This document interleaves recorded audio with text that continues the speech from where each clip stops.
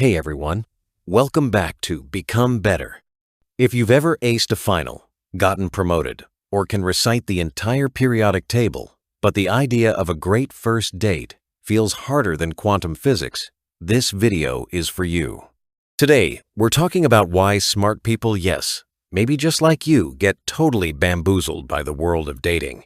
And, more importantly, what you can do to finally crack the code. Let's jump in. The paradox. First off, isn't it funny? Society tells us, get a good education, become successful, and everything will fall into place, including your love life. Meanwhile, Harvard is packed with lonely brainiacs binge-watching. The Office reruns alone. No judgment. I've been there too. Why smart people struggle with dating. Let's break it down.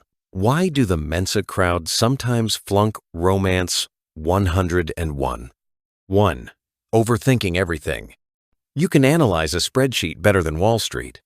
But when it comes to reading subtle signals, suddenly, Sherlock Holmes mode kicks in. She said see you soon. Does that mean in 2 days or never? 2. Perfectionism. Smart folks tend to set high bars for themselves and everyone else. You treat dating like a job interview where only the perfect applicant gets the second round. Spoiler, love is messier than your LinkedIn profile. 3. Comfort zones. It's easier to stay in the world where you dominate. Science, law, literature, whatever. Dating? That's venturing into the wild unknown, where there's no syllabus. 4. Misreading the social code. Books? Got it. Body language? 5. Fear of rejection. When you're used to excelling, rejection stings double. Your inner voice. But, I'm never wrong. Let's get real. Stories from the smart and famous. Let's paint the picture with a few real-life brilliant folks who learned a thing or two along the way. Bill Gates. Bill once said choosing a spouse was by far the most important decision he ever made, and it wasn't something Microsoft Excel could optimize. Bill and Melinda met at work, but their relationship only took off once. Bill stopped overscheduling and started, well, being present. As Melinda writes in her book, The Moment of Lift, we talked about everything and nothing. That's how you grow close, by just talking. Emma Watson.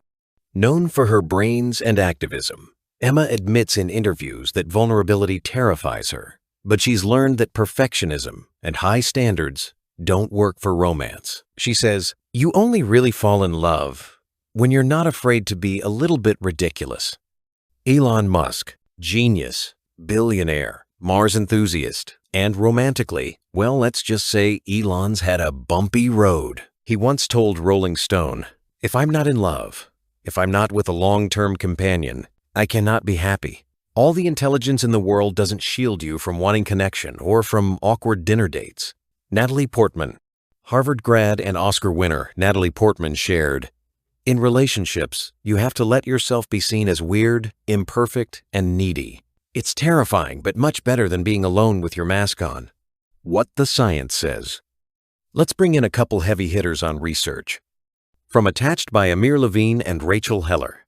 Intelligence can make you aware of your patterns, but self-awareness doesn't pay the rent unless you act on it. Emotional risk-taking is the rent.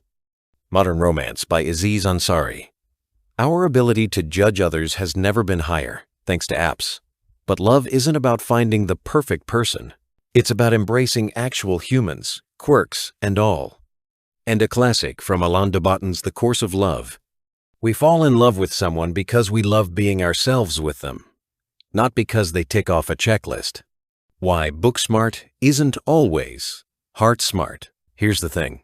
School teaches us formulas, but nobody hands you a cheat sheet for connecting with another soul. Common pitfall for smart daters. You try to solve dating like a problem instead of relating like a person. You value logic, but love is anything but logical. You confuse being impressive with being attractive.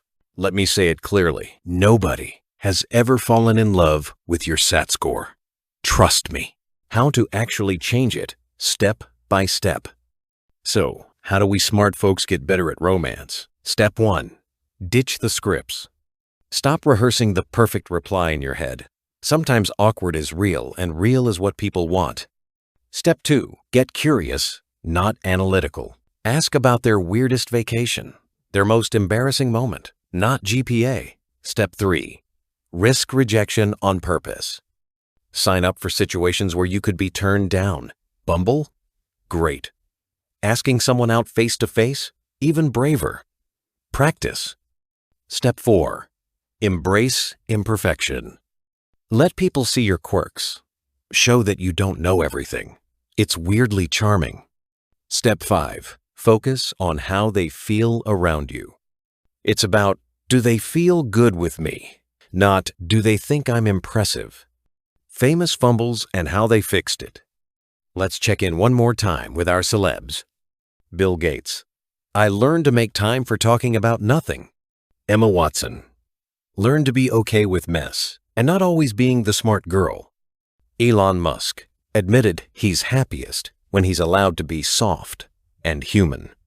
Natalie Portman talks about how sharing your awkwardness is a superpower. Wrap up. You got this. So, bottom line, being smart is awesome, but love is not a math problem. Let yourself be seen, quirks and all. Perfection is a myth. Connection is real. And if you're watching this and cringing at your last date story, congratulations, you're officially human. Remember, the best thing you can do is show up as yourself. Brains, awkwardness, jokes, and all.